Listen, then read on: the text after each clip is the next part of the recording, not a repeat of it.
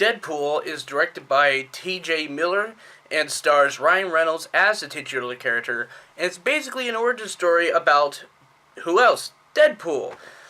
And I have to say, for the positives, I'm going to start with the positives for this before I get into negatives. Well, actually, never mind. Deadpool would start with negatives, so I'm going to start with negatives.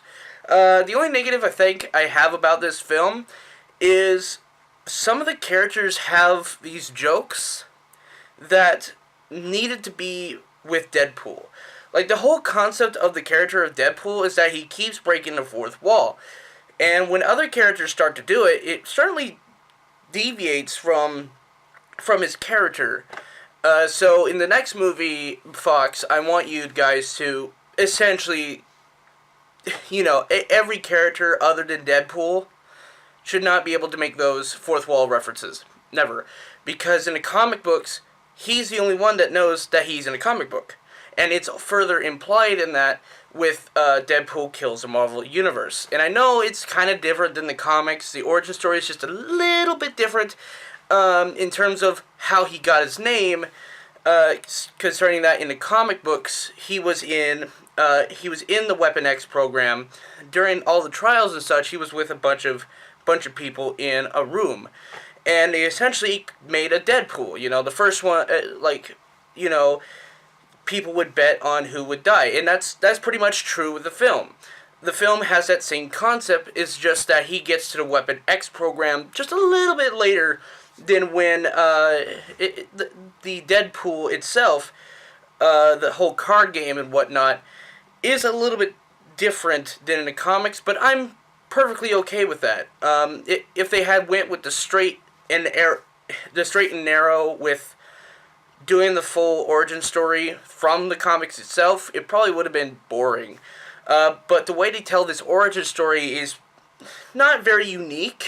In a sense, it's unique in the way it tells the story. But I feel like in some aspects I've seen it before with Batman Begins, where it would be in the modern day and then it would take place in the past as to how he got his moniker and whatnot, and then it would go forward into the future. And that's the same thing with Man of Steel. But with the character of Deadpool, I found it way more enjoyable than in Batman Begins and Man of Steel. I found it completely better. And the positives of this film is pretty much everything else. All the action scenes are pretty much very good. They're very well handled, very well laid out. And the Ryan Reynolds is freaking great for this character. I think he does a very good job, and is a little bit different than Nolan North's take when he's voicing the character in the video game as well as the cartoon. I think he does the cartoon, I'm not sure. Let me know down in the comments who actually does the cartoon version of Deadpool. I would love to know.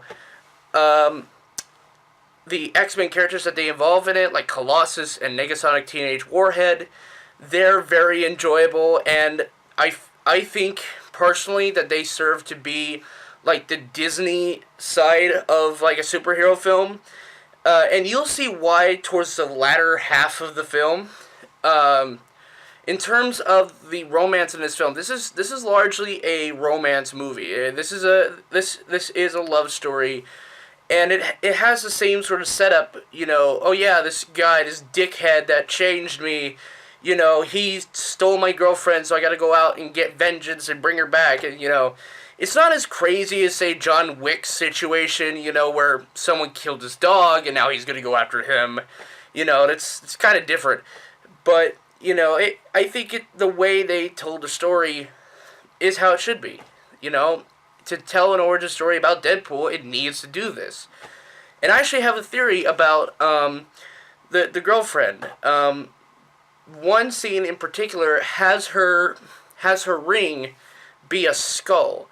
Now, I know this is an odd point to bring out, but in the comics, Deadpool he essentially dates Mistress Death, and at the same time, Thanos is trying to date Mistress Death, but Mistress Death loves Deadpool. And I brought the ring up because the skull reminded me of Mistress Death.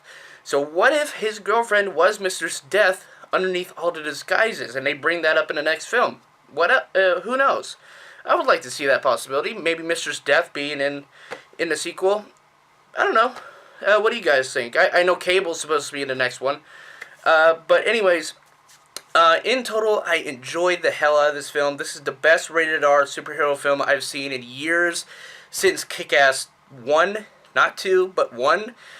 And I'm gonna make this rare exception. I don't normally give 10 out of 10s to almost any film, because I find that if I give every film a 10 out of 10, then there's not going to be as much effort being put into every other film next.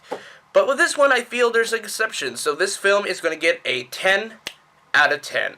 It is a masterful work done by masterful people. It is made for the fans and Marvel comic geeks alike.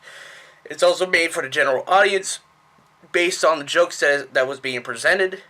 And so, there you go. The first 10 out of 10 of the year.